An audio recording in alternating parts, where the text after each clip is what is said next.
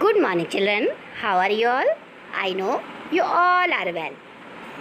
मैं अनीता घोष आज आप लोगों का सेकेंड सेमेस्टर का फर्स्ट लेसन यानी कि लेसन नंबर 10 एक दिन की बादशाहत कहानी एक्सप्लेन करूँगी जो मैंने आपके लिए ये तैयार की है। तो आप ये कहानी अच्छे से सुनिए।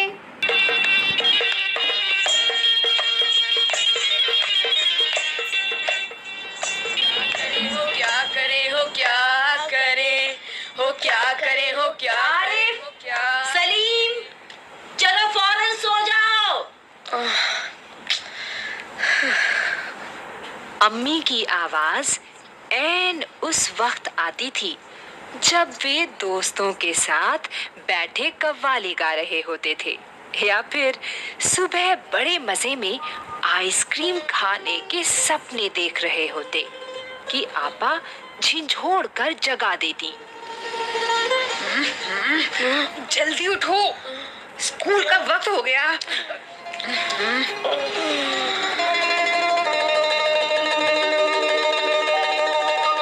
दोनों की मुसीबत में जान थी। हर वक्त पाबंदी, हर वक्त तकरार। अपनी मर्जी से चूं भी न कर सकते थे। कभी आरिफ को गाने का मूड आता तो भाईजान डांटते। ला ला ला ला ला ला ला ला ला ला ला ला। ओफो, चुप होता है या नहीं? हर वक्त मेंढक की तरह टर्राए जाता है। बाहर जाओ तो अम्मी पूछती, बाहर क्यों गए? अंदर रहते तो दादी चिल्लाती, बॉल पकड़ो। मेरा दिमाग फटा जा रहा है शोर के मारे। अरे रजिया, जरा इन बच्चों को बाहर हाँक दे। जैसे बच्चे ना हुए मुर्गी के चूजे हो गए। दोनों घंटों बैठकर इन पाबंदियों से बच निकलने की तरकीबें सोचा करते। उन दोनों से तो सारे घर को दुश्मनी हो गई थी। लिहाजा दोनों ने मिलकर एक योजना बनाई। फिर हम आ जाएंगे। ठीक है। और अब्बा की खिदमत में एक दरखास्त पेश की कि एक दिन उन्हें बड़ों के सारे अधिकार दे दिए जाएं और सब बड़े छोटे बन जाएं। कोई जरूरत नहीं है उधम मचाने की। अम्मी ने अपनी आदत के अनुसार डांट पिलाई, लेकिन अब्बा जाने किस मूड में थे कि न सिर्फ मान गए बल्कि ये इकरार भी कर बैठे कि ठीक है, कल दोनों को हर किस्म के अधिकार मिल जाएंगे।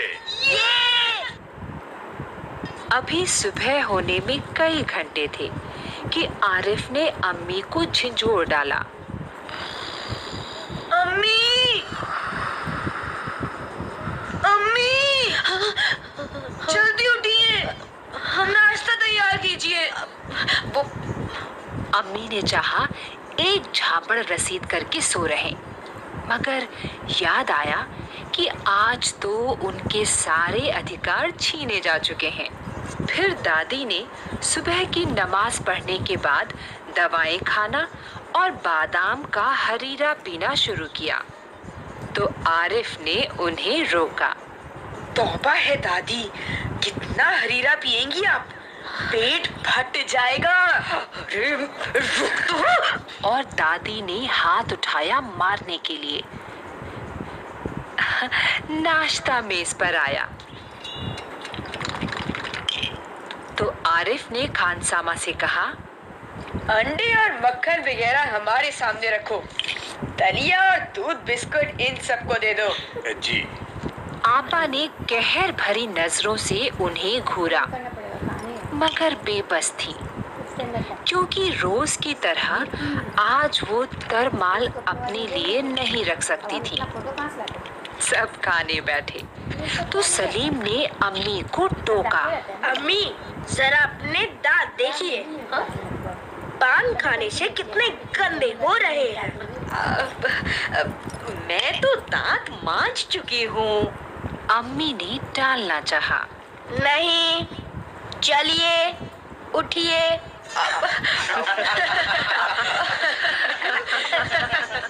अम्मी निवाला तोड़ चुकी थी, मगर सलीम ने जबरदस्ती कंधा पकड़कर उन्हें उठा दिया। अम्मी को गुसलखाने में जाते देखकर सब हंस पड़े, जैसे रोज सलीम को जबरदस्ती भगा के हंसते थे। फिर वो अब्बा की तरफ मुड़ा। जरा अब्बा की कद देखिए, बाल बड़े हुए, शेव नहीं की, कल कपड़े पहने थे और आज इतने मैले कर डाले। आखिर अब्बा के लिए कितने कपड़े बनाए जाएंगे?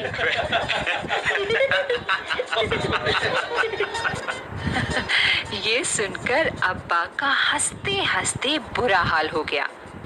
आज ये दोनों कैसी सही नकल उतार रहे थे सबकी, मगर फिर अपने कपड़े देखकर वो सचमुच शर्मिंदा हो गए। थोड़ी देर बाद जब अब्बा अपने दोस्तों के बीच बैठे अपनी नई गजल लहक लहक कर सुना रहे थे। याद नहीं। वाह वाह वाह, क्या बात है, वाह वाह वाह वाह वाह। तो आरिफ फिर चिल्लाने लगा। बस कीजिए अब्बा, फौरन ऑफिस जाइए, 10 बज गए। अब्बा डांटते डांटते रुक गए। बेबसी से गजल की अधूरी पंक्ति दांतों में दबाए पांव पटकते आरिफ के साथ हो लिए। रजिया जी जरा मुझे 5 रुपए तो देना। जी। अब्बा दफ्तर जाने को तैयार होकर बोले। 5 रुपए का क्या होगा, कार में पेट्रोल तो है। आरिफ ने तुनक कर अब्बा जान की नकल उतारी, जैसे अब्बा कहते हैं कि ये कन्नी का क्या करोगे, जेब खर्च तो ले चुके। थोड़ी देर बाद खानसामा आया। बेगम साहिबा, आज क्या पकेगा? आलू, गोश्त, कबाब, मिर्चों का सालन। अम्मी ने अपनी आदत के अनुसार कहना शुरू किया। नहीं, आज ये चीजें नहीं पकेंगी। सलीम ने किताब रखकर अम्मी की नकल उतारी। आज गुलाब जामुन, गाजर का हलवा और मीठे चावल पकाओ। हाँ, लेकिन मिठाइयों से रोटी कैसे खाई जाएगी? अम्मी किसी तरह सब्र न कर सकी। जैसे हम रोज सिर्फ मिर्चों के सालन से खाते हैं। हाँ। दोनों ने एक साथ कहा।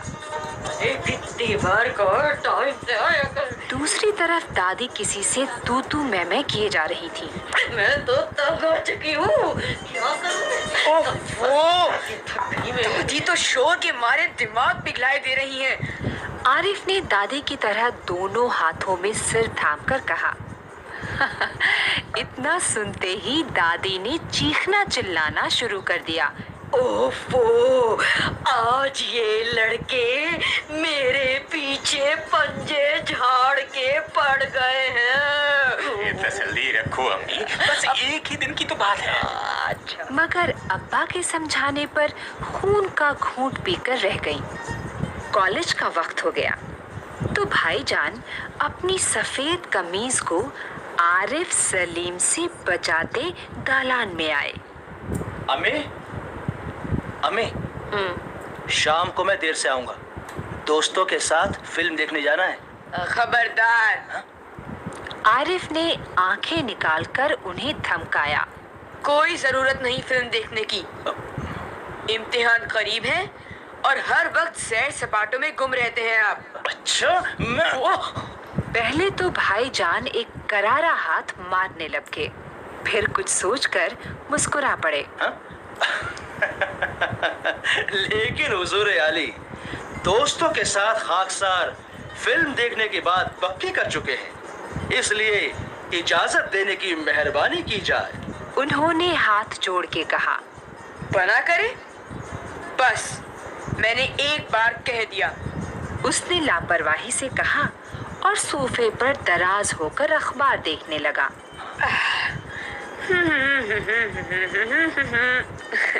उसी वक्त आपा भी अपने कमरे से निकली। एक निहायत भारी साड़ी में लचकती लटकती बड़े ठाठ से कॉलेज जा रही थी।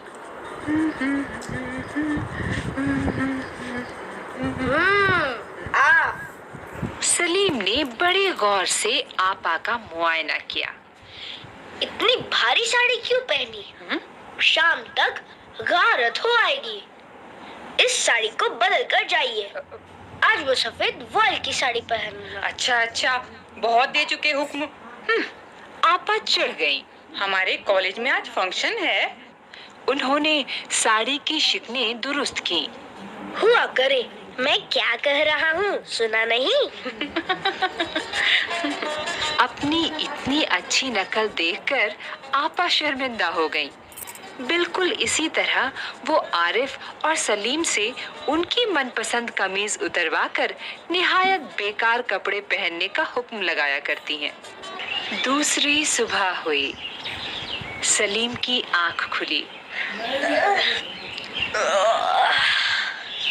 तो आपा नाश्ते की मेज सजाए उन दोनों के उठने का इंतजार कर रही थी। हाँ? अम्मी खानसामा को हुक्म दे रही थी कि हर खाने के साथ एक मीठी चीज जरूर पकाया करो। जी बेगम साहिबा। अंदर आरिफ के गाने के साथ भाईजान मेज का तबला बजा रहे थे।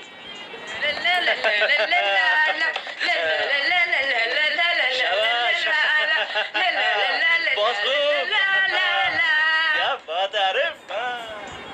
अब्बा सलीम से कह रहे थे, बेटा, स्कूल जाते वक्त एक चवन्नी जेब में डाल लिया करो। क्या हर्ज है? जी अब्बा।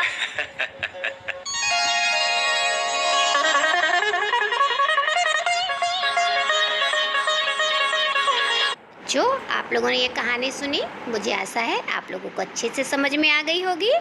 तो आप लोग घर में रहिए, सुरक्षित रहिए और इस कहानी को और अच्छे से रीड करके अच्छे से कठिन शब्द और शब्दार्थ को भी लर्न कर लीजिए।